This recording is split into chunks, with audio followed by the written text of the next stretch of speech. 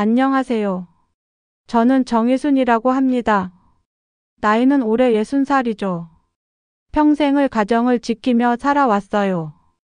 남편 영수와 단둘이 조용히 지내고 있었는데 그날 오후에 전화 한 통이 모든 걸 바꿔 놓았습니다. 어머니가 쓰러지셨어요. 시누이 미라의 목소리였어요. 차가웠습니다. 마치 날씨를 알려주듯 담담하게 말하더군요. 뭐라고요? 어머니가 어떻게? 뇌경색 초기래요. 지금 응급실에 계세요. 머리가 하얘졌어요. 시어머니는 평소에 건강하셨거든요. 혈압 조금 높으시긴 했지만 이런 큰 병에 걸릴 거라곤 생각도 못했죠. 어느 병원이에요? 지금 바로 갈게요. 아니에요. 형수는 안 오셔도 돼요. 저희가 다 처리할 테니까요. 뭔가 이상했어요. 며느리인 저를 병원에 오지 말라니요. 아무리 시누이가 직장에서 은퇴한 후 경제적 여유가 있다고 해도 이건 아니잖아요. 그래도 어머니인데 어떻게? 형수 복잡하게 생각하지 마세요. 제가 알아서 할게요. 그렇게 전화가 끊어졌어요. 손이 떨렸습니다. 시어머니 걱정도 걱정이지만 미라의 태도가 더 충격적이었어요. 남편 영수에게 달려가서 상황을 설명했어요. 여보, 어머니가 쓰러지셨대요. 뇌경색이래요. 뭐? 어머니가? 영수도 당황했어요. 하지만 곧 침착해지더군요. 미라가 뭐라고 했어? 병원에 오지 말래요. 자기가 알아서 한다고. 그럼 일단 미라 말을 들어보자. 동생이 챙기겠다는데. 이때부터 느꼈어요. 영수는 갈등을 피하려고만 한다는 걸요. 평생을 그렇게 살아왔으니까 이번에도 마찬가지겠구나 싶었습니다. 그날 저녁 휴대폰에 메시지가 왔어요. 단체 채팅방이 생겼더군요. 방 이름은 어머니 간병. 미라가 저와 영수를 초대한 거였어요. 미라가 첫 메시지를 올렸어요. 어머니 상태 안정됐어요. 1인실 잡았고 간병인도 구했어요. 박수진 씨라고 전문 간병인이에요. 하루에 15만 원이에요. 15만 원? 하루에요. 한 달이면 450만 원이잖아요. 우리 가정 한 달 생활비가 그 정도인데. 그리고 병실비도 1인실이니까 하루에 8만 원씩 나와요. 식비랑 기타 비용까지 하면 하루에 25만 원 정도 들 것 같아요. 하루에 25만 원이면 한 달에 750만 원이에요. 이게 말이 되나요? 형수 형님, 어머니는 제가 모시고 있을 테니까 걱정하지 마세요. 대신 비용은 3등분해서 내시면 돼요. 3등분이라니요? 미라는 큰아들 내외인 저희와 막내딸인 자신이 똑같이 낸다는 거였어요. 그것도 미리 상의도 없이 일방적으로 정해놓고 통보하는 거였습니다. 영수가 답장을 보냈어요. 고생 많아. 알겠어. 저는 황당했어요. 이렇게 중요한 일을 단 몇 분 만에 결정한다고요? 미라야, 그런데 이렇게 갑자기 정하지 말고 우리도 병원에 가서 상황을 보고 상의하자. 형수, 이미 다 정해진 일이에요. 어머니도 제가 모시겠다고 하니까 좋아하세요. 형수가 굳이 오실 필요 없어요. 이 말을 듣고 가슴이 답답해졌어요. 30년 넘게 시어머니를 모셔왔는데 이렇게 배제당한다는 게 믿어지지 않았습니다. 그날 밤 잠을 이룰 수가 없었어요. 시어머니 걱정도 걱정이지만 미라의 일방적인 태도가 계속 머릿속을 맴돌았습니다. 이게 시작일 뿐이라는 불안한 예감이 들었어요. 다음날 아침 영수와 이야기를 나누려고 했어요. 하지만 영수는 여전히 소극적이었습니다. 여보, 어제 미라가 한 말 좀 이상하지 않아요? 우리 의견은 전혀 물어보지도 않고. 그래도 동생이 나서서 해준다는데 고마워해야지. 고마운 건 맞지만 이렇게 일방적으로 정하는 건 아니잖아요. 하루에 25만 원씩 쓴다고? 정말 그렇게 써야 하나요? 영수는 신문을 들여다보며 대답했어요. 돈 문제는 나중에 생각해보자. 지금은 어머니가 중요하니까. 저는 답답했어요. 물론 시어머니가 중요하죠. 하지만 돈 문제도 무시할 수 없잖아요. 영수는 은퇴한 지 3년이 되었고 저축한 돈으로 생활하고 있거든요. 여보, 한 달에 250만 원씩 내야 한다고요. 우리가 감당할 수 있을까요? 미라가 3등분 하자고 했으니까 우리는 80만 원 정도만 내면 되잖아. 80만 원이 적은 돈인가요? 그것도 언제까지 낼지도 모르는데. 영수는 신문을 접으며 한숨을 쉬었어요. 자기야, 나도 부담스럽긴 해. 하지만 어머니 일인데 어쩔 수 없잖아. 미라가 주도적으로 해준다니까 따라가자. 저는 화가 났어요. 왜 미라 말이라면 무조건 따라야 하나요? 미라는 돈이 많잖아요. 온라인 쇼핑몰도 잘 되고 있고. 하지만 우리는 다르다고요. 그래도 형이니까 체면이 있지. 체면. 영수는 항상 체면 이야기를 했어요. 동생한테 돈 없다는 소리 들기 싫어하고 어떻게든 따라가려고 했죠. 저는 더 이상 참을 수가 없었어요. 체면이 뭐가 중요해요. 우리 살림 거덜나는데. 목소리 좀 낮춰. 아침부터 왜 이래? 왜 이러냐고요? 당신이 너무 무책임해서 그래요. 미라가 하자는 대로 다 할 거면 뭐하러 저한테 말해요. 영수는 입을 다물었어요. 평소와 다르게 제가 크게 소리를 내니까 당황한 것 같았어요. 저는 방으로 들어가서 혼자 생각해 봤어요. 시어머니를 정성껏 돌봐드리고 싶은 마음은 간절해요. 하지만 미라가 정한 방식이 과연 옳은 건지, 우리가 감당할 수 있는 건지 의문이었습니다. 오후에 친구 순자에게 전화를 걸었어요. 순자야, 나 좀 답답해서 그러는데. 상황을 설명했더니 순자도 놀라더군요. 희순아, 그게 말이 돼? 하루에 25만 원씩. 그러게 말이야. 내가 계산해 봤는데 한 달에 750만 원이야. 우리가 250만 원씩 내라는 거지. 미쳤다. 그게 무슨 돈이야. 1인실 꼭 써야 해. 간병인도 그렇게 비싼 사람 써야 하고. 순자의 반응을 들으니까 제가 예민하게 생각하는 게 아니라는 걸 알았어요. 시누이가 일방적으로 정해놓고 통보하는 것도 기분 나쁘고. 당연히 기분 나쁘지. 30년 넘게 시어머니 모셔온 며느리를 뭘로 보고. 순자와 통화를 마치고 나니까 마음이 조금 정리됐어요. 저만 이상하게 생각하는 게 아니구나 싶었거든요. 저녁 식사 시간에 영수가 조심스럽게 말을 꺼냈어요. 자기야, 아침에 내가 너무 성급했나? 미안해. 됐어요. 어차피 당신 마음은 정해진 것 같으니까. 그게 아니야. 나도 걱정되긴 해. 하지만 어머니 상황이. 알아요. 저도 어머니 걱정돼요. 하지만 미라가 너무 독단적이에요. 그때 휴대폰에 메시지가 왔어요. 미라였습니다. 내일부터 간병비 정산 시작해요. 매주 일요일마다 현금으로 가져다 주세요. 계좌 이체는 번거로우니까요. 현금으로요. 매주 일요일마다요. 저는 영수에게 보여줬어요. 영수도 당황스러운 표정을 지었습니다. 현금으로 왜 달라고 하지? 그러게요. 계좌 이체가 훨씬 편한데. 미라한테 물어볼까? 물어보세요. 영수가 미라에게 전화를 걸었어요. 미라야, 현금으로 달라고? 계좌 이체가 편하지 않을까? 스피커폰으로 들려오는 미라의 목소리가 차갑게 느껴졌어요. 오빠, 병원비는 현금이 많이 나가거든요. 계좌 이체하면 또 찾아야 하고 번거로워요. 그래도 그냥 현금으로 주세요. 제가 다 관리할 테니까요.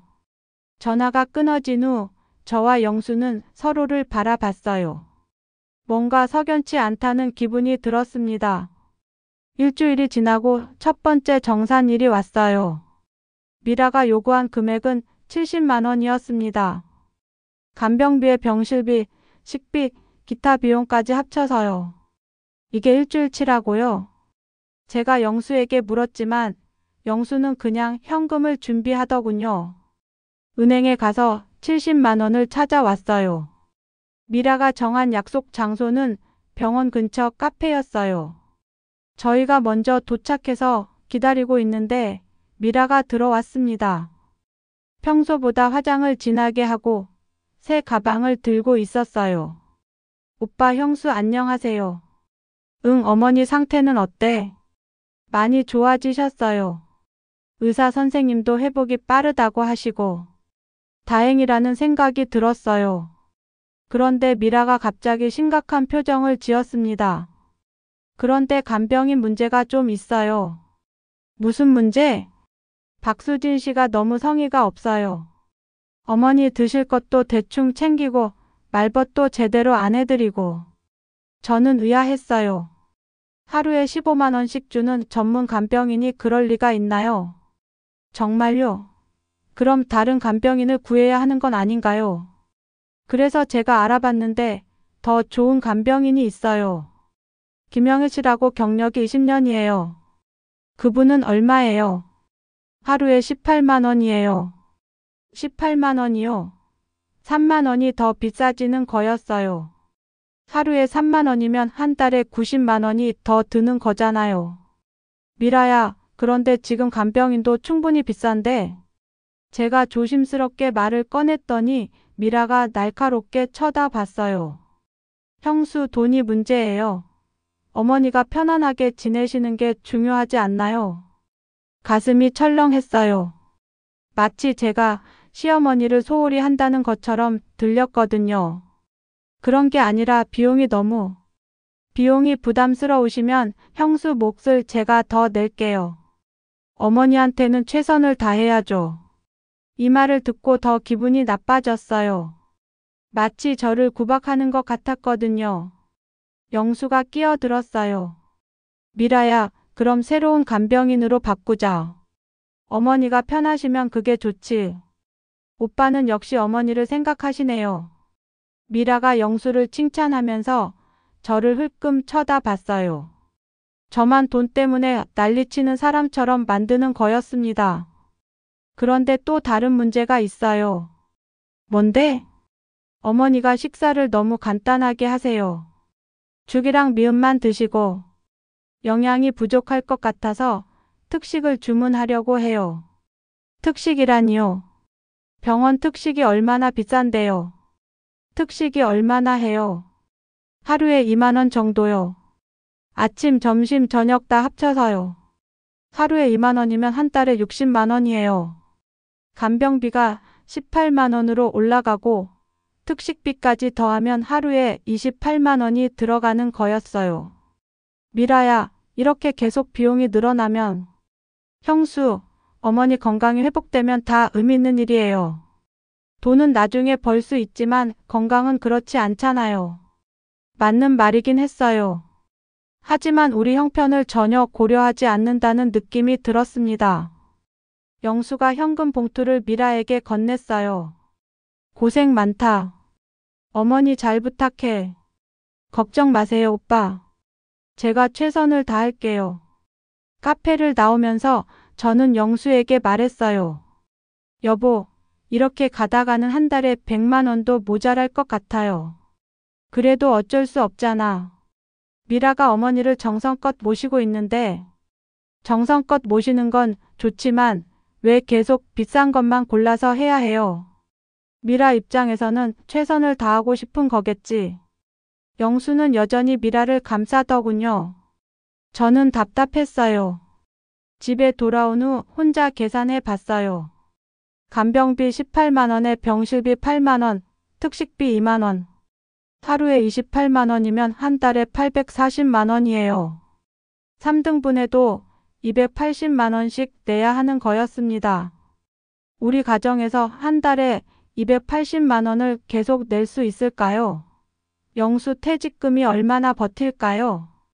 그날 밤 잠을 이루지 못했어요. 시어머니를 잘 모시고 싶은 마음과 현실적인 부담감 사이에서 갈등했습니다. 그리고 미라의 일방적인 태도가 점점 더 부담스러워졌어요. 두 번째 주가 시작되면서 미라의 요구는 더욱 구체적이고 까다로워졌어요. 단체 채팅방에 매일 메시지가 올라왔습니다. 어머니 오늘 컨디션 좋으세요? 간병인 김영희 씨가 정말 잘해주고 계세요. 특식도 잘 드시고 영양제도 챙겨드리고 있어요. 영양제요. 언제 영양제 이야기가 나왔나요? 저는 미라에게 답장을 보냈어요. 영양제는 뭘 드리고 있어요? 종합 비타민이랑 오메가3, 그리고 의사 선생님이 추천하신 건강보조식품이요. 건강보조식품까지요. 하루가 다르게 비용 항목이 늘어나고 있었어요. 그게 얼마나 해요? 한 달치가 15만 원 정도요. 또 15만 원이 추가된 거였어요. 이제 정말로 감당하기 어려운 수준이 되어가고 있었습니다. 영수에게 말했더니 영수도 고개를 갸우뚱했어요. 영양제까지 꼭 먹어야 하나? 저도 그런 생각이에요. 병원 음식 잘 드시면 충분한 것 아닌가요? 그때 미라에게서 전화가 왔어요. 형수, 어머니 영양제 문제로 걱정하고 계시죠? 응, 꼭 필요한 건지 궁금해서. 형수, 어머니가 연세가 많으시잖아요. 회복을 위해서는 영양 공급이 중요해요. 그렇긴 하지만. 그리고 하나 더 말씀드릴 게 있는데 어머니가 물리치료도 받으셔야 해요. 물리치료요. 또 비용이 추가되는 거네요. 물리치료가 꼭 필요한가요? 의사 선생님이 권하셨어요. 근력 회복을 위해서 꼭 필요하다고 하시더라고요. 그럼 건강보험이 적용되나요? 일부는 되는데 전문 물리치료사가 하는 건 비보험이에요. 한 번에 5만 원씩 해요. 5만 원이요? 그럼 일주일에 몇 번 받아야 하는 건가요? 일주일에 3번 정도 받으시면 될 것 같아요. 일주일에 3번이면 15만 원이고 한 달이면 60만 원이에요. 이제 정말 끝이 없다는 생각이 들었습니다. 미라야, 이렇게 계속 비용이 늘어나면 우리가 감당하기 어려워. 형수, 그럼 어쩌자는 거예요? 어머니 치료를 포기하자는 건가요? 또 그렇게 몰아가는군요. 마치 제가 시어머니 치료를 반대하는 사람처럼 만들고 있었어요. 그런 게 아니라 꼭 필요한 것들만 골라서. 제가 보기에는 다 필요한 것들이에요. 형수가 직접 와서 보시면 이해하실 텐데. 그러면서 미라는 교묘하게 한마디를 더 했어요.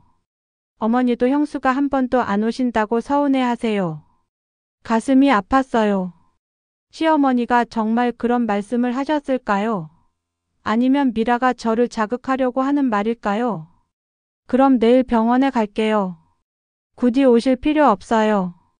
어머니가 피곤해 하실 수도 있고, 앞에서는 서운해 한다고 하고, 뒤에서는 오지 말라고 하고.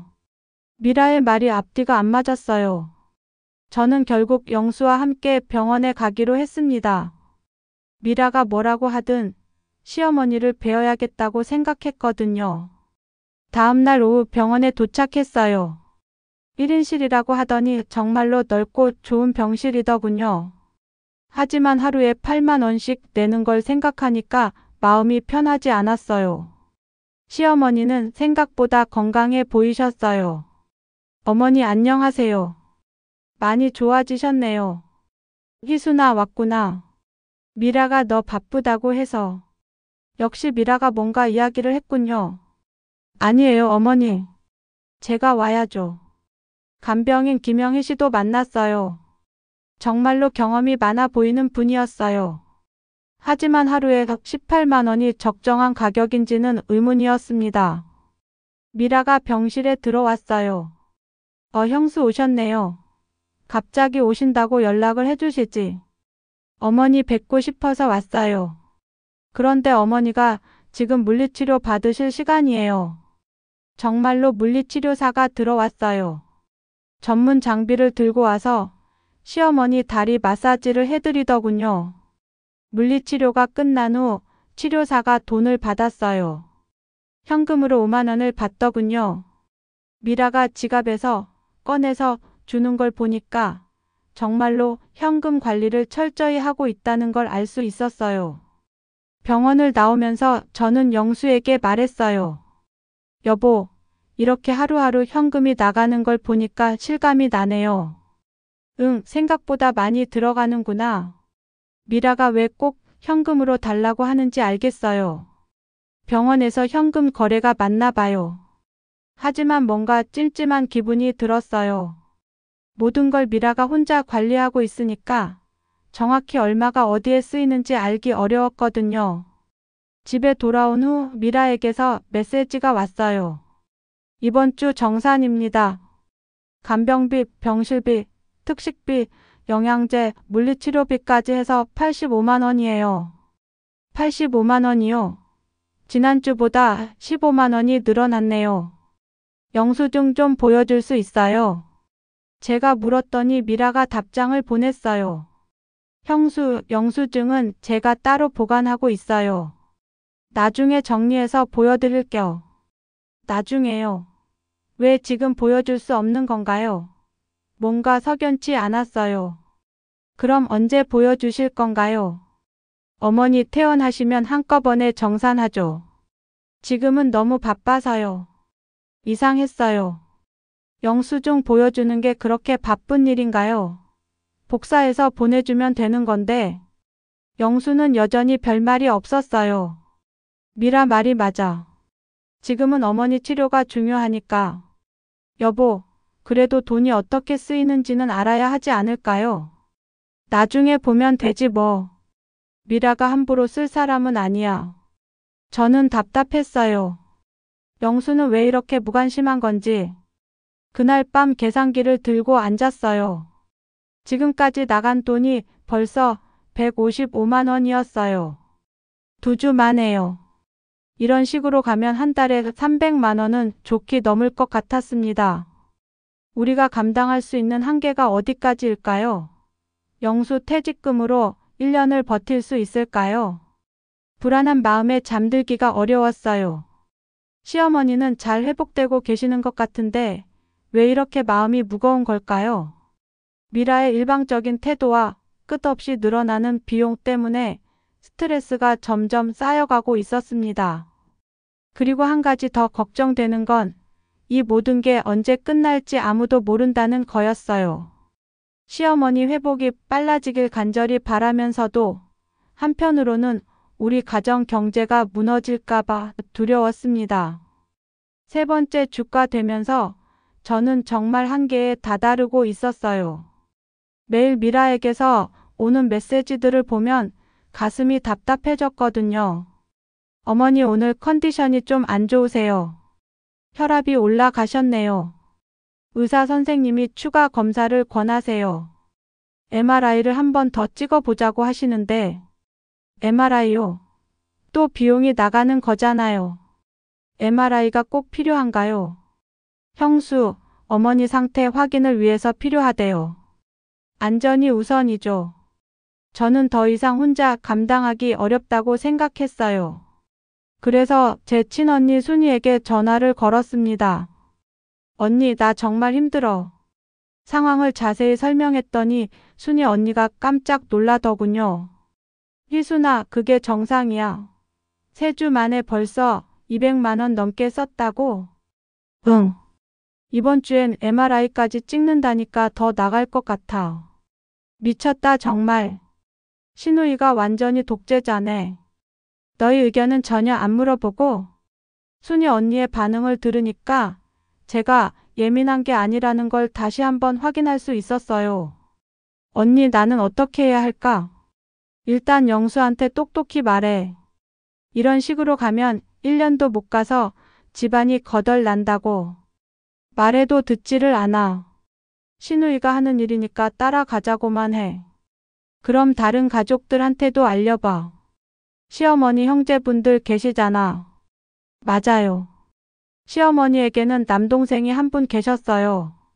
작은 아버지께 전화를 드려볼까 하다가 괜히 가족 간의 문제를 크게 만드는 건 아닌가 싶어서 망설여졌어요. 그런데 그날 오후에 뜻밖의 전화가 왔어요. 시어머니의 남동생, 작은아버지에서였습니다. 희순아, 나야. 형수님 어떠시냐? 아, 작은아버지. 많이 좋아지셨어요. 그런데 미라가 병원비를 너무 많이 쓴다는 소리를 들었는데 누가 말씀드렸을까요? 아마 병원에서 아는 분이 계셨나 봐요. 네, 조금 부담스럽긴 해요. 하루에 30만 원씩 쓴다던데 그게 사실이야. 네, 거의 그 정도 나가고 있어요. 작은아버지가 한숨을 크게 쉬셨어요. 그건 너무 과하다. 내가 미라한테 한번 이야기해 볼게. 괜찮으실까요? 괜히 문제만 커지는 건 아닐까요? 아니야, 이건 분명히 문제가 있어. 형수가 1인실에 계실 필요가 있나? 6인실도 충분히 좋은데. 작은아버지 말씀을 들으니까 속이 시원했어요. 저만 이상하게 생각하는 게 아니었구나 싶었거든요. 그리고 간병인도 꼭 그렇게 비싼 사람을 써야 하나?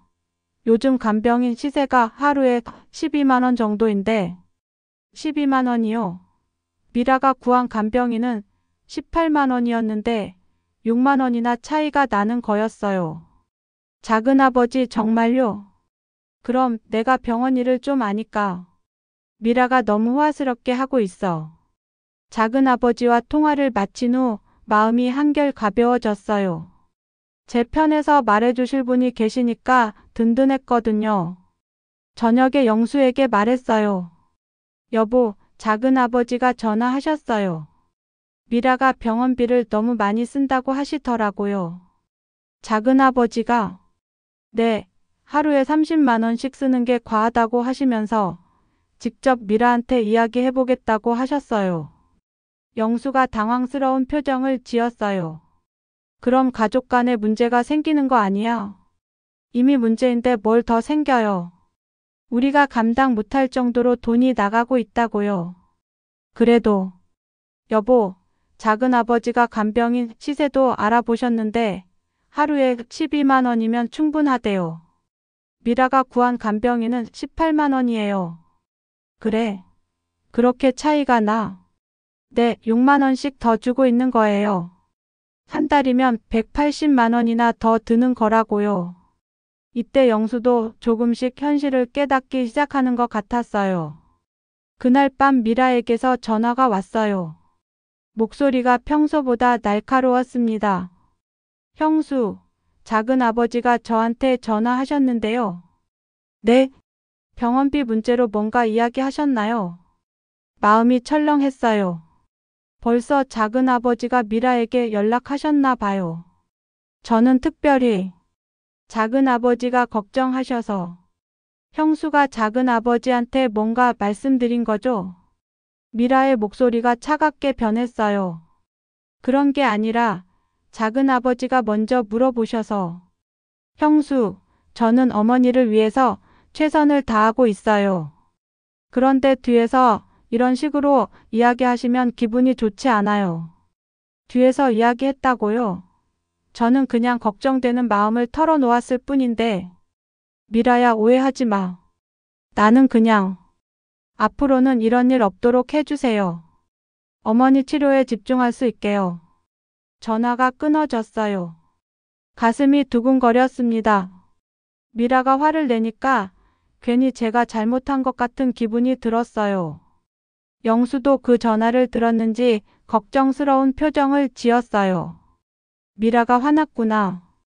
여보, 제가 뭘 잘못했나요? 가족이 걱정하는 게 당연한 거 아닌가요? 그렇긴 하지만 미라가 서운해할 만도 해. 또 미라 편을 드는군요. 저는 정말 답답했어요. 하지만 한 가지 다행인 건 이제 저만 혼자 이 문제를 끌어안고 있는 게 아니라는 거였어요. 작은아버지도 문제의식을 갖고 계시니까 좀 더 합리적인 방향으로 갈 수 있을지도 모르겠다는 희망이 생겼습니다. 작은아버지의 개입 이후 미라의 태도가 더욱 경직됐어요.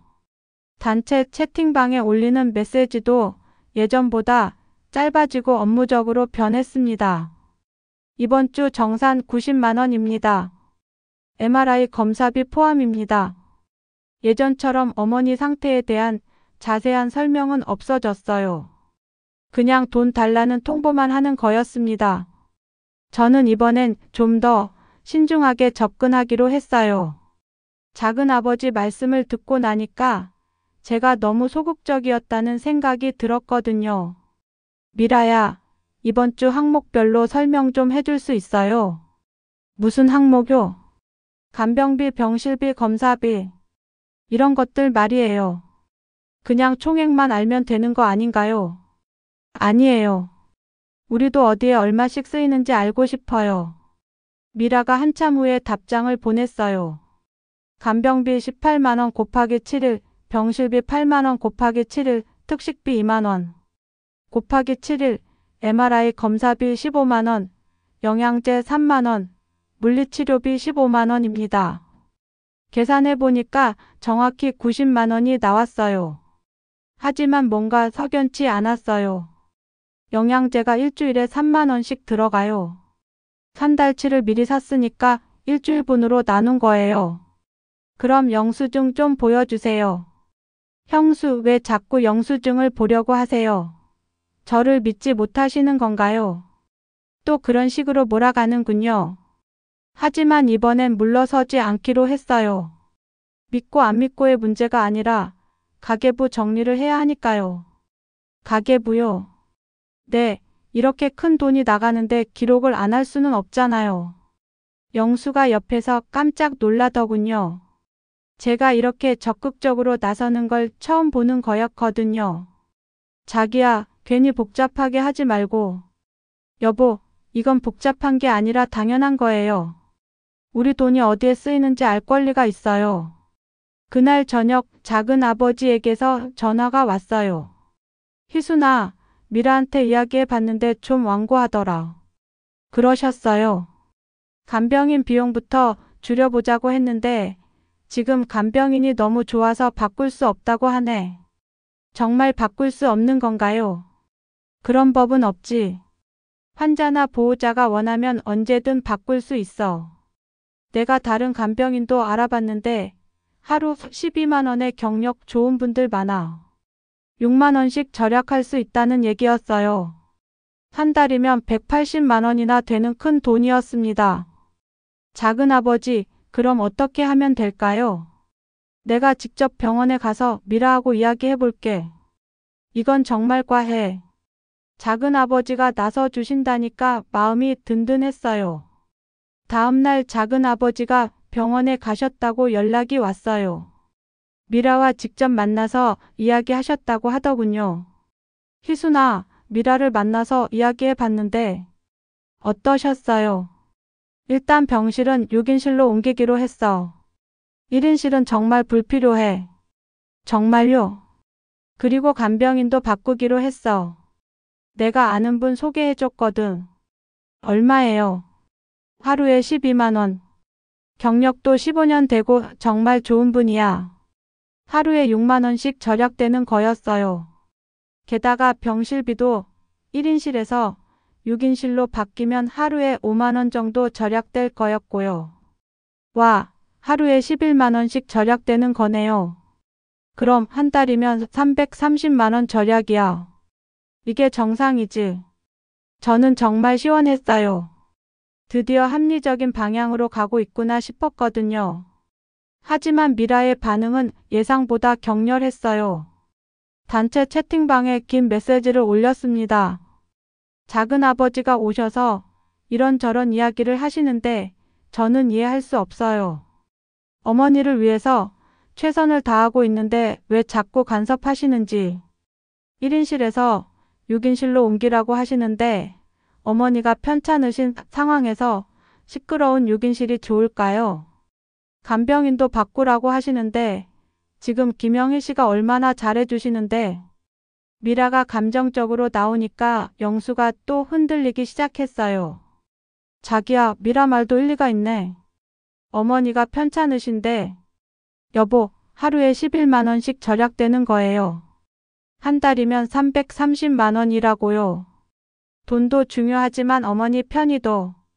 저는 영수가 또 미라 편을 들려고 하는 게 보였어요. 하지만 이번엔 제가 포기하지 않았습니다. 여보, 작은아버지도 병원 일을 아시는 분이에요. 6인실도 충분히 좋다고 하셨어요.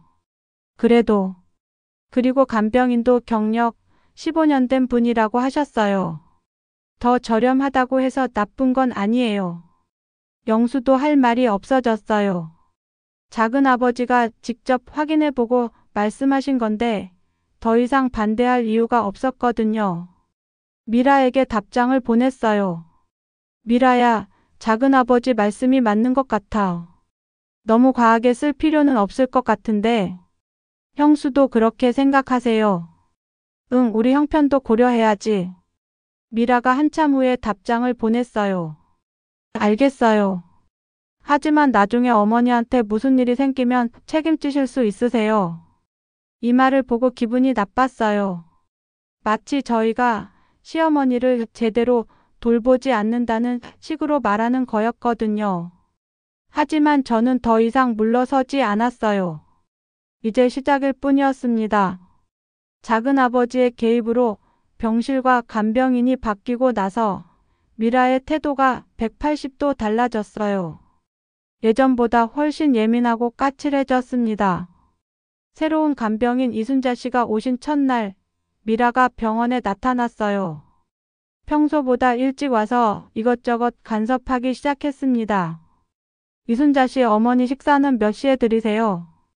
보통 8시, 12시, 6시에 드려요. 그런데 어머니는 소화가 잘 안 되시거든요. 조금씩 자주 드려야 해요. 이순자 씨가 당황스러운 표정을 지었어요. 15년 경력의 베테랑 간병인인데 이런 식으로 지시받는 게 기분 좋을 리 없잖아요. 네, 알겠습니다. 그리고 어머니 다리 마사지도 이 시간마다 해드려야 해요. 혈액순환이 안 되거든요. 제가 알아서 하겠습니다. 아, 그리고 밤에 깨우시면 안 돼요. 어머니가 잠이 없으시거든요. 미라가 계속 이런 식으로 지시하니까 이순자 씨 표정이 점점 굳어갔어요. 저는 옆에서 보다가 미안한 마음이 들었어요.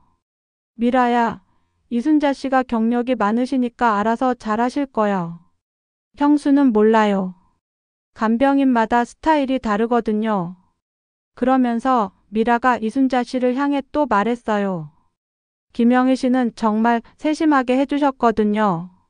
어머니가 원하시기 전에 미리미리 챙겨주시고. 이건 완전히 비교하면서 깎아내리는 거였어요. 이순자 씨 기분이 얼마나 상할까요? 점심시간이 되자 미라가 또 문제를 제기했어요. 이 식단으로 괜찮을까요? 너무 간단한 것 같은데.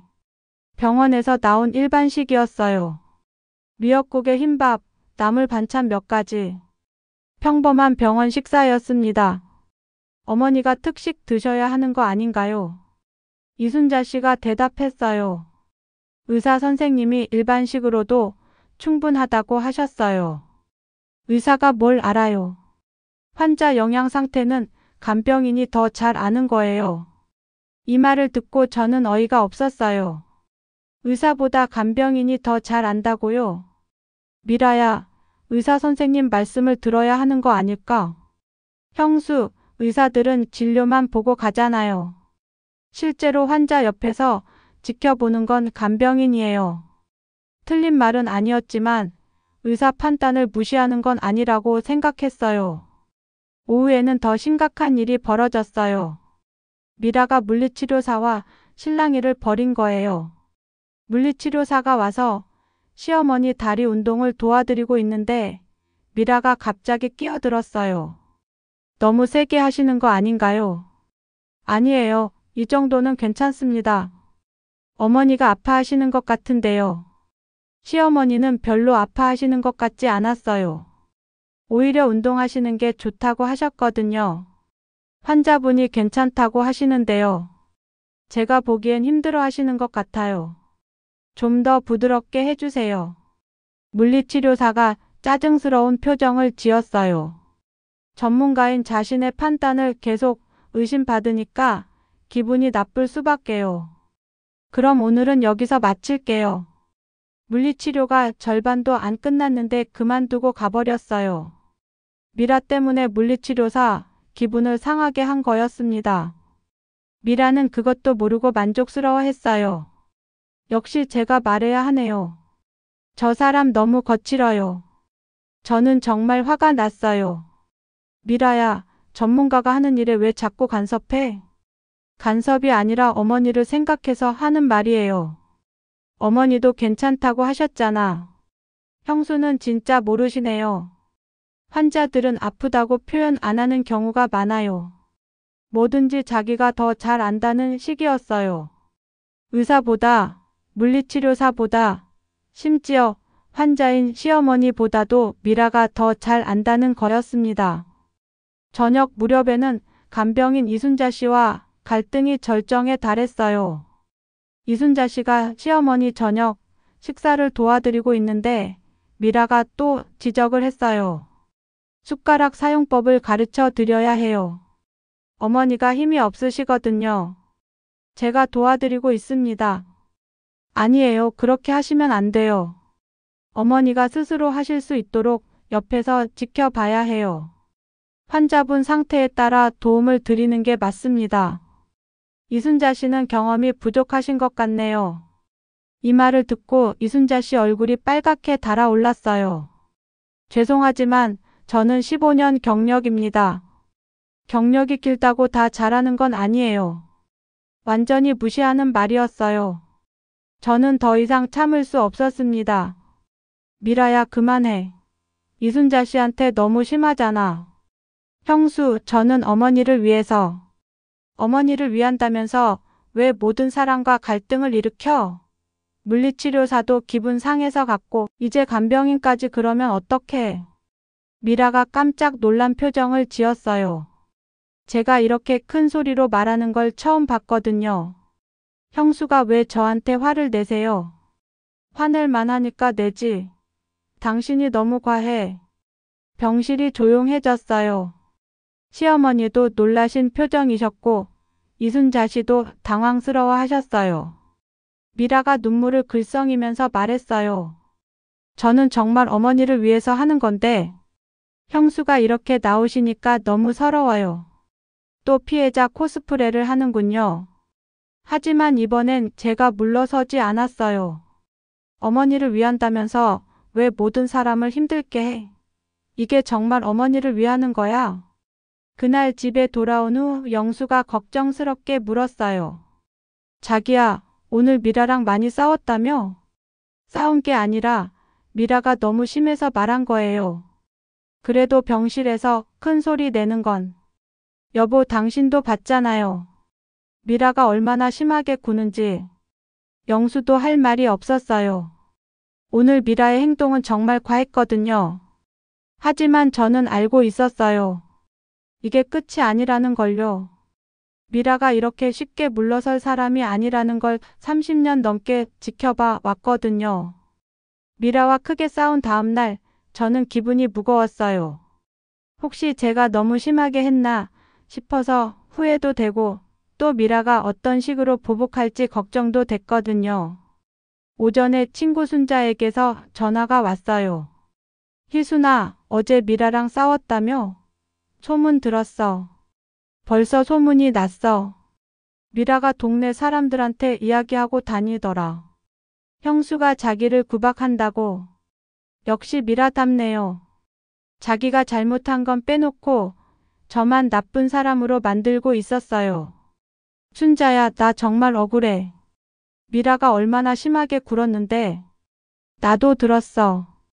간병인한테 갑질하고 물리치료사랑도 싸웠다며? 응, 정말 심했어. 모든 사람을 무시하고. 희순아, 그런데 좋은 소식이 있어. 뭔데? 내 친구 중에 간병인 하는 사람이 있거든. 그 친구가 그러는데 미라 소문이 병원에 자자하다더라. 무슨 소문? 간병인들 사이에서 미라를 피하려고 한다는 거야. 너무 까다롭고 갑질한다고. 정말요? 그럼 미라가 아무리 돈을 많이 줘도 오려고 하는 간병인이 없다는 뜻인가요? 그리고 또 하나, 물리치료사들도 미라 담당은 안 하려고 한다더라. 미라 자신이 자초한 일이었어요. 전문가들을 무시하고 갑질하니까 당연한 결과였죠. 순자야, 정말? 응, 내 친구가 그러는데 병원에서 일하는 사람들은 다 연결돼 있거든. 한번 소문나면 금방 퍼져. 이 이야기를 듣고 마음이 조금 후련해졌어요. 제가 미라에게 화낸 게 잘못된 게 아니었구나 싶었거든요. 오후에 작은아버지에게서 연락이 왔어요. 희순아, 어제 미라랑 무슨 일이 있었다며? 네, 미라가 너무 심해서. 상황을 설명했더니 작은아버지가 한숨을 쉬셨어요. 미라가 원래 그런 성격이긴 한데 요즘 더 심해졌구나. 작은아버지도 그렇게 생각하세요. 당연하지. 어제 병원에서 간병인한테 뭐라고 했는지 들었어. 완전히 갑질이야. 이순자 씨 기분이 많이 상하셨을 것 같아요. 내가 이순자 씨한테 사과했어. 미라 때문에 고생한다고.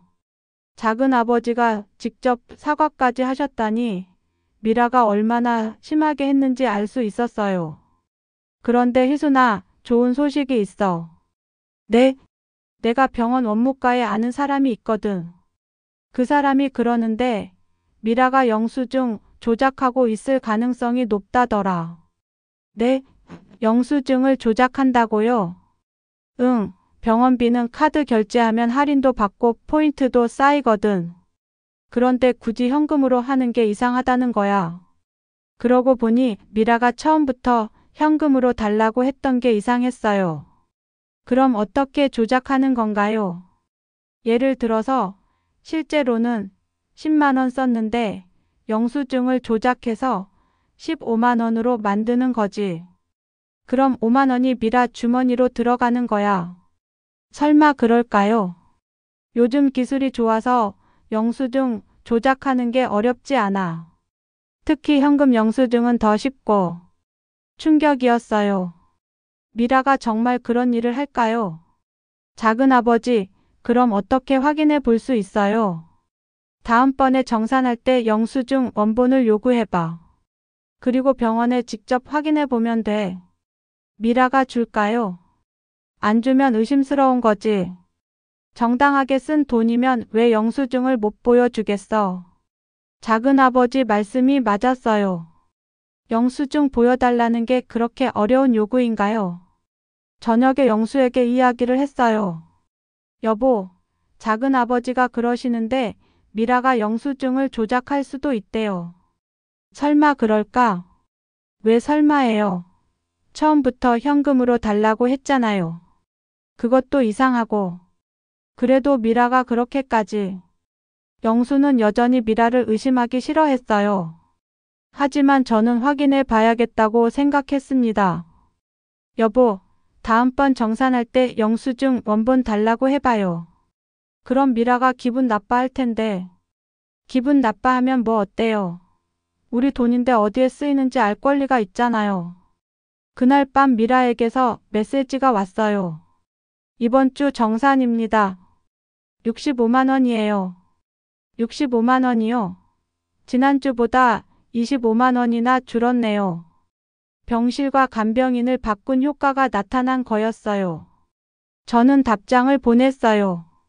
미라야, 이번엔 영수증 원본 좀 보여줄 수 있어.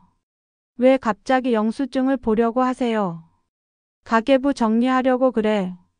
항목별로 정확히 알고 싶어서. 형수, 저를 믿지 못하시는 건가요? 또 그런 식으로 나오는군요. 하지만 이번엔 물러서지 않았어요. 믿고 안 믿고의 문제가 아니라 투명하게 관리하는 게 좋잖아. 한참 후에 미라가 답장을 보냈어요. 영수증은 병원에 두고 왔어요. 다음에 가져다 드릴게요. 언제요? 다음 주에. 다음 주라니요. 왜 이렇게 미루는 걸까요? 뭔가 숨기는 게 있는 건 아닐까요?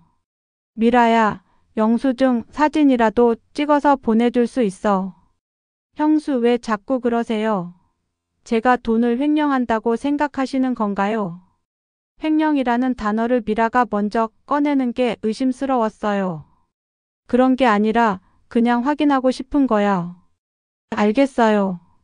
하지만 형수가 저를 의심하시는 것 같아서 기분이 나빠요. 미라는 계속 감정적으로 몰고 가려고 했어요. 하지만 저는 더 이상 휘둘리지 않기로 했습니다. 이제 본격적인 확인이 필요한 시점이었어요. 미라야, 이제 정산 방식을 바꿔야겠어. 무슨 뜻이에요?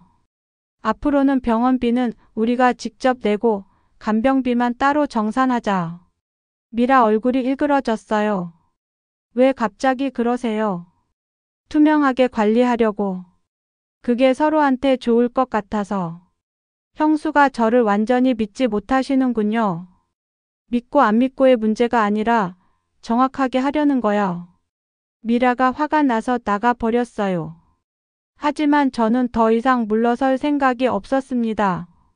지금까지 빼돌린 돈이 얼마인지 계산해 봐야겠어요. 그리고 앞으로는 미라가 마음대로 할 수 없도록 관리 방식을 바꿔야겠습니다. 미라와의 영수증 문제가 터진 후 저는 본격적으로 금전 관리를 투명하게 하기로 결심했어요. 더 이상 미라의 일방적인 통보를 받아들일 수는 없었거든요. 먼저 지금까지의 지출 내역을 정리해 봤어요. 3주 동안 미라에게 준 돈이 총 225만 원이었는데 실제 병원비와 간병비를 계산해 보니 150만 원 정도면 충분했어요. 75만 원이나 차이가 났습니다. 여보, 미라가 3주 동안 75만 원을 빼돌린 것 같아요. 영수가 깜짝 놀라더군요. 75만 원이나? 네, 영양제비, 특식비 명목으로 받아간 돈이 대부분 거짓이었어요. 그럼 어떻게 해야 하지? 일단 미라한테 따져봐야죠. 그날 저녁 미라를 불러서 직접 대화를 나눴어요. 미라야, 우리가 계산해 봤는데 지출 내역이 안 맞아. 뭐가 안 맞는데요? 영양제비, 특식비로 받아간 돈 말이야. 어머니가 실제로는 안 드시고 계시잖아. 미라가 당황하는 기색이 역력했어요. 그건 어머니가 깜빡하실 수도 있고. 미라야, 우리가 바보인 줄 알아. 어머니한테 직접 확인해 봤어. 형수, 제가 왜 그런 짓을 하겠어요? 저도 어머니 딸인데. 그럼 영수증 원본 다시 보여줘. 이번엔 제대로 된 걸로. 미라가 입술을 깨물었어요. 영수증이 좀 복잡해서. 뭐가 복잡해? 산 건 산 거고 안 산 건 안 산 거지. 결국 미라가 실토했어요. 알겠어요. 실제로는 그렇게 많이 안 들었어요. 얼마나?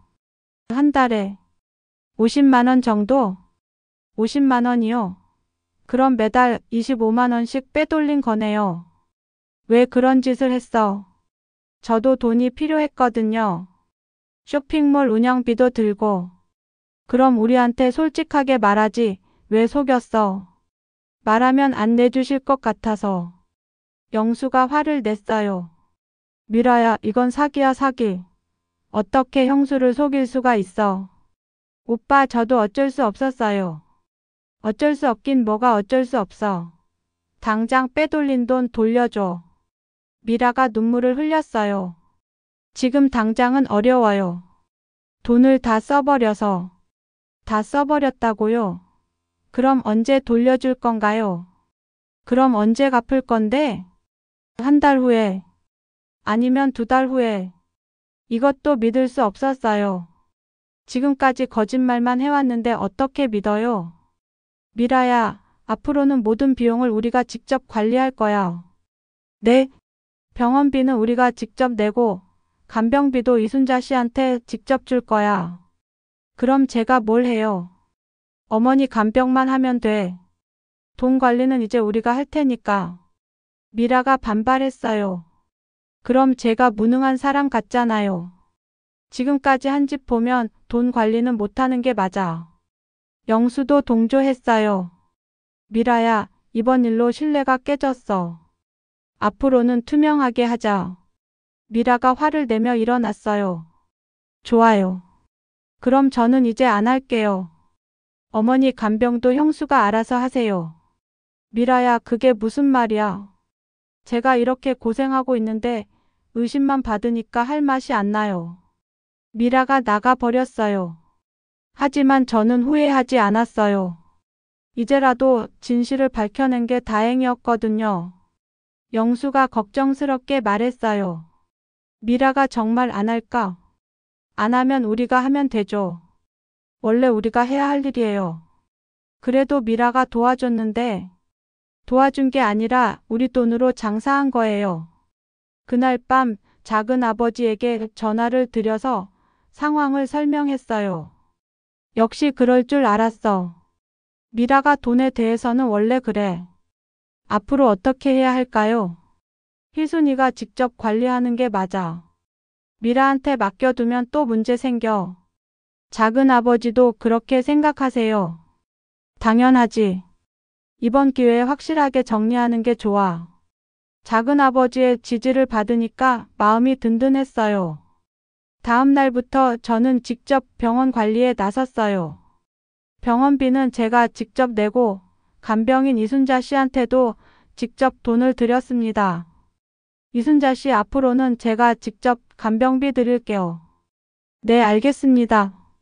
미라가 뭐라고 하면 저한테 연락 주세요. 걱정 마세요. 미라 씨는 요즘 잘 안 오시더라고요. 정말로 미라가 병원에 오지 않고 있었어요. 화가 나서 삐진 거였죠. 하지만 저는 상관없었어요. 오히려 미라가 없으니까 병실 분위기가 훨씬 좋아졌거든요.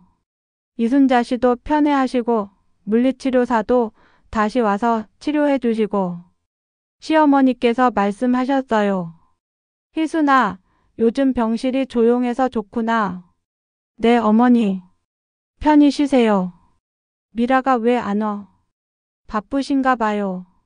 시어머니도 미라가 없는 게 더 편하신 것 같았어요. 일주일 후 계산해 보니까 비용이 절반으로 줄었어요. 간병비 84만 원, 병원비 35만 원에서 총 119만 원만 들었어요.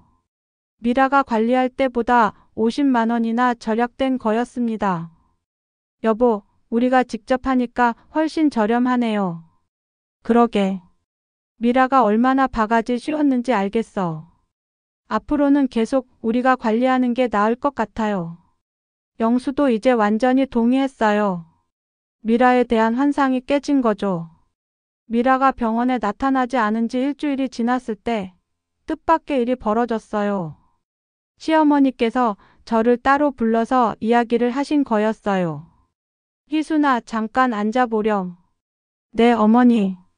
미라 이야기 좀 들었는데 가슴이 철렁했어요.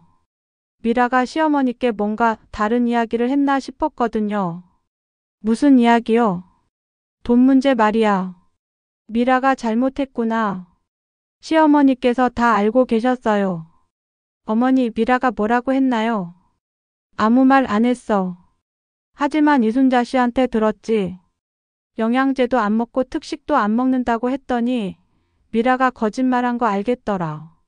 시어머니도 눈치채고 계셨던 거예요. 어머니, 죄송해요. 제가 좀 더 일찍 확인했어야 했는데 내가 뭘 잘못했어. 미라가 잘못한 거지.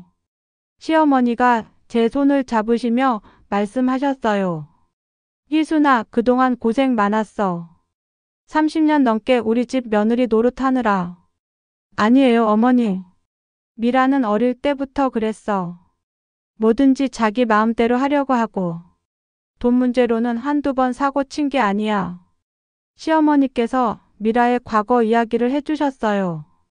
학창 시절에도 용돈을 속여서 받아가고 결혼 후에도 집안 돈을 몰래 가져간 적이 있다고 하시더라고요. 그때도 내가 눈 감아줬는데 이번엔 너무 심하네. 어머니가 아시면서 왜 말씀 안 하셨어요? 미라가 화낼까 봐서. 그리고 너희가 알아서 해결할 줄 알았지. 시어머니도 미라 때문에 힘드셨던 거예요. 희순아, 앞으로는 내가 관리하는 게 맞아. 미라한테 맡기면 또 문제 생겨. 네, 어머니. 제가 잘할게요. 그리고 미라한테는 내가 이야기할게. 너무 심했다고. 시어머니께서 직접 나서주신다니 마음이 든든했어요. 그날 오후 미라가 병원에 나타났어요. 며칠 만에 보는 거였는데 얼굴이 많이 상해 있었어요. 어머니 안녕하세요. 미라야 왔구나. 시어머니와 미라가 단둘이 이야기를 나눴어요. 저는 밖에서 기다렸는데 30분 정도 지나서 미라가 나왔어요. 눈이 빨갛게 되어 있었어요. 형수. 미라가 저를 보더니 고개를 숙였어요. 죄송해요. 제가 너무 심했어요. 미라야. 어머니한테 혼났어요. 30년 넘게 형수가 고생하는데 내가 뭘 한다고. 미라가 눈물을 흘렸어요. 이번에는 진짜 반성하는 것 같았어요. 돈도 빨리 갚을게요. 정말 죄송해요. 미라야 됐어. 이제라도 알면 된 거지. 형수가 이렇게 좋으신데 제가 왜 그랬을까요? 저도 마음이 복잡했어요. 미라가 진심으로 반성하는 것 같으니까요. 앞으로는 서로 솔직하게 지내자. 네, 형수. 그리고 어머니 간병도 계속 도와드릴게요. 돈 관리는 형수가 하시고. 그래, 우리가 역할을 나눠서 하자. 영수도 와서 대화에 참여했어요. 미라야, 이번 일은 정말 실망이었어. 하지만 반성하니까 다시 시작하자. 오빠 정말 죄송해요. 가족 간의 갈등이 조금씩 해결되는 것 같았어요. 그날 저녁 집에 돌아와서 영수와 이야기했어요. 여보, 미라가 진심으로 반성하는 것 같아요. 그런 것 같긴 해. 어머니가 뭐라고 하셨을까? 아마 제대로 혼내셨을 거예요. 그래도 앞으로 조심해야 해. 미라가 또 변할 수도 있으니까. 물론이죠. 돈 관리는 계속 제가 할 거예요. 다음 날부터 미라가 다시 병원에 나오기 시작했어요. 하지만 예전과는 달랐어요. 간병인한테 함부로 대하지 않고 물리치료사와도 정중하게 대화했어요. 이순자 씨가 말씀하셨어요.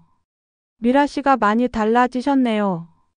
예전에는 뭐든지 지시하려고 하셨는데, 네, 좀 반성하신 것 같아요. 다행이에요. 환자분도 편해하세요. 시어머니도 미라의 변화를 좋아하셨어요. 미라가 조용해졌네. 이게 더 좋아. 네, 어머니. 희순아, 내가 잘했어. 미라 버릇을 고쳐 놓았네. 저는 뿌듯했어요. 힘든 과정이었지만 결국 좋은 방향으로 해결된 것 같았거든요.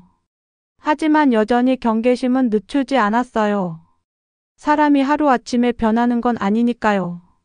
하지만 적어도 지금은 평화로웠고 시어머니도 편안해 하시니까 그것만으로도 만족했어요. 미라의 반성 이후 한 달이 지나면서 저는 병원 관리에 완전히 적응했어요. 모든 비용을 투명하게 관리하고 시어머니 상태도 꾸준히 호전되고 있었습니다. 가장 놀라운 변화는 지출이었어요. 미라가 관리할 때는 한 달에 250만 원씩 들었는데 제가 직접 하니까 120만 원 정도로 줄었거든요. 한 달에 130만 원이나 절약되는 거였어요. 여보, 우리가 직접 관리하니까 정말 많이 절약되네요. 그러게. 미라가 얼마나 바가지 씌웠는지. 이제 부담도 훨씬 줄었고요. 영수도 이제는 완전히 제 편이었어요. 미라의 행동을 직접 목격한 후로는 제 결정을 전폭 지지해 주었거든요. 어느 날 작은 아버지가 병원에 오셨어요. 희순아, 요즘 어때? 관리하기 힘들지 않아? 아니에요, 작은 아버지. 오히려 더 편해요. 비용은 어때? 많이 줄었어요. 미라가 할 때보다 절반 정도만 들어요. 역시 그럴 줄 알았어. 미라가 너무 과하게 했거든. 작은 아버지께서 제 손을 잡으시며 말씀하셨어요. 희순아, 내가 용기를 내서 잘했어. 계속 미라 말만 듣고 있었으면 큰일 날 뻔했잖아. 작은 아버지가 도와주셔서 가능했어요. 아니야, 내가 해낸 거야. 30년 넘게 참고 살다가 이번에 제대로 목소리 낸 거지. 시어머니도 제 변화를 긍정적으로 보고 계셨어요. 희순아, 너 많이 당당해졌구나. 그런가요? 응. 예전에는 미라 눈치만 보더니 이제는 할 말은 다 하고. 어머니가 지켜봐 주셔서 용기가 났어요. 우리 며느리가 이렇게 의젓한 줄 몰랐네. 간병인 이순자 씨도 변화를 느끼고 계셨어요. 사모님, 요즘 병실 분위기가 정말 좋아졌어요. 정말요? 네, 미라 씨가 오셔도 예전처럼 간섭하지 않으시고 사모님이 관리하시니까 모든 게 체계적이에요. 감사해요. 이순자 씨도 편하시죠? 정말 편해요. 제 일에 집중할 수 있어서. 물리치료사도 다시 정기적으로 와주셨어요. 보호자님이 바뀌고 나서 일하기가 훨씬 수월해졌어요. 미라가 너무 간섭했나요? 전문적인 일에 자꾸 끼어드셔서. 지금은 환자분 상태에만 집중할 수 있어서 좋아요. 모든 사람들이 변화를 긍정적으로 평가하고 있었어요. 무엇보다 시어머니 상태가 눈에 띄게 좋아지셨어요. 스트레스가 줄어서인지 혈압도 안정되고 식욕도 돌아오셨거든요. 어머니, 오늘 컨디션 어떠세요? 좋아. 요즘 마음이 편해서 그런지 몸도 좋아지는 것 같아. 다행이에요. 희순아, 내 덕분이야. 내가 이렇게 잘 관리해주니까. 의사 선생님도 시어머니 회복을 긍정적으로 평가하셨어요. 환자분 상태가 많이 좋아지셨네요. 이 정도면 곧 퇴원도 가능할 것 같습니다. 정말요? 네, 한 달 정도 더 지켜보고 결정하겠지만 지금 추세로는 집에서도 충분히 관리 가능하실 것 같아요. 퇴원 이야기를 들으니까 정말 기뻤어요. 그동안의 고생이 보람있게 느껴졌거든요. 미라도 변화된 분위기를 받아들이고 있었어요. 예전처럼 모든 걸 자기가 결정하려고 하지 않고 제 의견을 물어보곤 했어요. 형수, 어머니 퇴원하시면 집에서 어떻게 관리할까요? 의사 선생님 말씀대로 하면 될 것 같아. 간병인은 어떻게 할까요? 처음엔 이순자 씨에게 부탁하고 상태 보면서 줄여나가면 되겠지. 네, 형수 의견대로 해요. 미라가 이렇게 순순히 따르니까 오히려 어색했어요. 하지만 이게 정상적인 관계인 것 같았습니다. 영수도 달라졌어요. 예전에는 미라와 제 사이에서 애매한 태도를 보였는데 이제는 확실하게 제 편에 서 있었어요. 자기야, 이번 일로 정말 많은 걸 배웠어. 뭘 배웠는데요? 가족이라고 해서 무조건 믿어서는 안 된다는 거. 그리고 내가 얼마나 현명한지도 알았고. 과찬이에요. 아니야, 정말로. 내가 아니었으면 계속 당했을 거야. 그날 밤 혼자 생각해 봤어요. 이번 일을 통해서 저도 많이 변했다는 걸 느꼈거든요. 예전에는 갈등을 피하려고만 했는데 이제는 옳지 않은 일에 대해서는 분명하게 의견을 말할 수 있게 됐어요. 무엇보다 제 가정과 시어머니를 지켜냈다는 뿌듯함이 있었어요. 미라에게 계속 끌려다녔다면 경제적으로도 큰 타격을 받았을 테고 시어머니 건강에도 좋지 않았을 거예요. 이제 진짜 가족다운 관계가 될 수 있을 것 같아요. 저는 혼잣말로 중얼거렸어요. 힘든 과정이었지만 결국 모든 게 좋은 방향으로 흘러가고 있었거든요. 2달 후 시어머니께서 드디어 퇴원하셨어요. 의사 선생님 말씀으로는 완전한 회복은 어렵지만 일상생활에는 큰 지장이 없을 정도로 좋아지셨다고 하더라고요. 퇴원 당일 온 가족이 모였어요. 미라도 와서 시어머니를 모시는 일을 도와줬어요. 예전과는 완전히 다른 모습이었죠. 어머니 집이 그리우셨죠? 응, 역시 집이 제일 좋네. 시어머니께서 환하게 웃으시는 모습을 보니까 그동안의 모든 고생이 보람 있게 느껴졌어요. 희순아, 정말 고생 많았어. 너 덕분에 이렇게 건강하게 집에 올 수 있었네. 당연한 일 했을 뿐이에요, 어머니.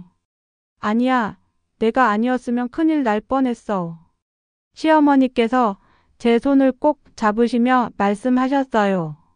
미라가 저에게 다가와서 말했어요. 형수, 정말 죄송했어요. 그리고 고마워요. 뭐가 고마워? 제가 실수했을 때 제대로 잡아주셔서. 계속 그렇게 방치했다면 더 큰 문제가 됐을 거예요. 미라가 진심으로 반성하고 있다는 걸 느낄 수 있었어요.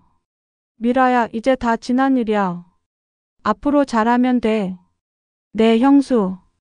그리고 빌린 돈도 다음 달부터 조금씩 갚을게요. 천천히 해. 급하지 않아. 영수도 옆에서 흐뭇하게 지켜봤어요. 이제야 진짜 가족 같네. 그러게요, 여보. 그날 저녁, 시어머니를 모시고 집에서 식사를 했어요. 오랜만에 온 가족이 한자리에 모인 거였죠. 어머니 입맛은 어떠세요? 좋아. 역시 집 밥이 최고야. 앞으로는 제가 직접 해드릴게요. 희순아, 너무 무리하지 마. 미라도 있으니까 번갈아 가면서 하자. 네, 어머니.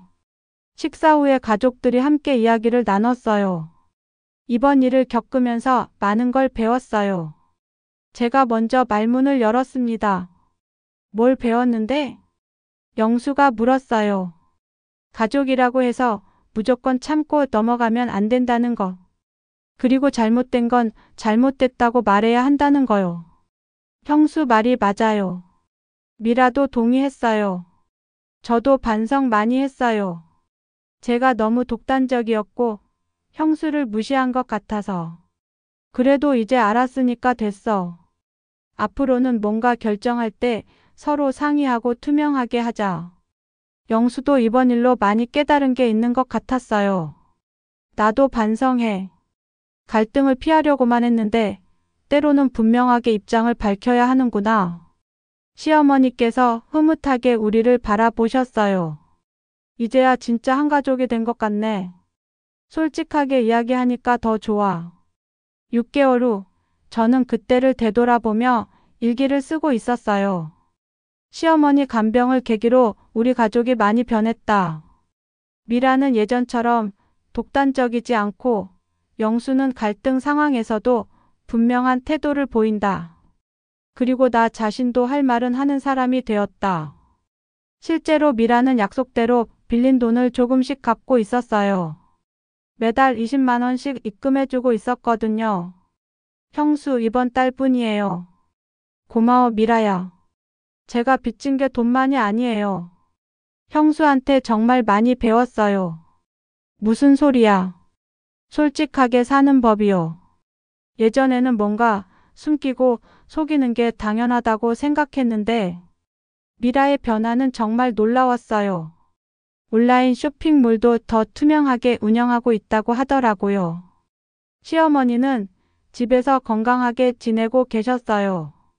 처음 몇 달은 간병인 이순자 씨가 주 3회 와서 도와주셨고 지금은 완전히 독립적으로 생활하고 계세요.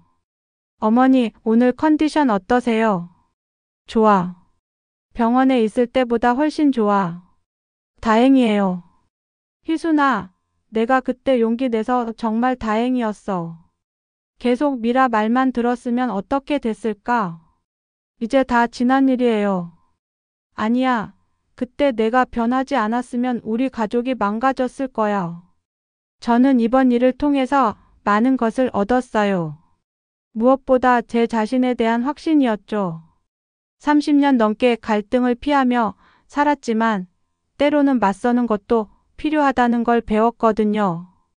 영수와의 관계도 더 좋아졌어요. 서로에 대한 이해가 깊어졌거든요. 자기야, 그때 일 생각나? 당연히 생각나지. 내가 너무 소극적이었던 것 같아. 아니에요. 저도 너무 참기만 했고요. 앞으로는 서로 솔직하게 이야기하자. 네, 그러죠. 1년 후 작은 아버지가 오셔서 말씀하셨어요. 희순아, 내가 그때 잘했어. 미라 버릇을 제대로 고쳐놨네. 과찬이에요, 작은아버지. 아니야, 정말로. 요즘 미라 보면 완전히 다른 사람 같아. 예전처럼 제멋대로 하지 않고 많이 반성한 것 같아요. 그리고 희순이 너도 많이 달라졌어. 예전에는 너무 순했는데 이제는 당당해졌네. 감사해요. 이게 진짜 가족이지. 서로 솔직하고 투명하게. 저는 지금 이 상황에 만족하고 있어요. 물론 처음엔 힘들었지만 결국 모든 게 좋은 방향으로 해결됐거든요. 시어머니 간병 문제로 시작된 갈등이 오히려 우리 가족을 더 단단하게 만들어준 것 같아요. 숨겨진 문제들이 수면 위로 올라오면서 제대로 해결할 수 있었거든요. 무엇보다 저 자신이 성장했다는 게 가장 큰 수확이에요. 이제는 어떤 상황이 와도 흔들리지 않고 대처할 수 있을 것 같거든요. 여러분, 가족 간의 갈등은 피할 수 없어요. 하지만 그 갈등을 어떻게 해결하느냐가 중요한 것 같아요. 무조건 참기만 하는 것보다는 때로는 용기를 내서 잘못된 건 잘못됐다고 말하는 것도 필요하답니다. 저처럼 평생 순하게만 살아온 사람도 할 수 있었으니까 여러분도 힘든 상황이 오면 포기하지 마시고 용기를 내보세요. 분명히 좋은 결과가 있을 거예요. 이렇게 저의 이야기를 마무리합니다. 긴 이야기 들어주셔서 감사합니다. 하지만 저는 알고 있었어요. 이게 끝이 아니라는 걸요. 미라가 이렇게 쉽게 물러설 사람이 아니라는 걸 30년 넘게 지켜봐 왔거든요. 오늘 이야기가 좋으셨다면 구독과 댓글, 알림 설정 잊지 마시고 소중한 댓글 하나가 큰 힘이 됩니다. 시청해 주셔서 진심으로 감사드립니다.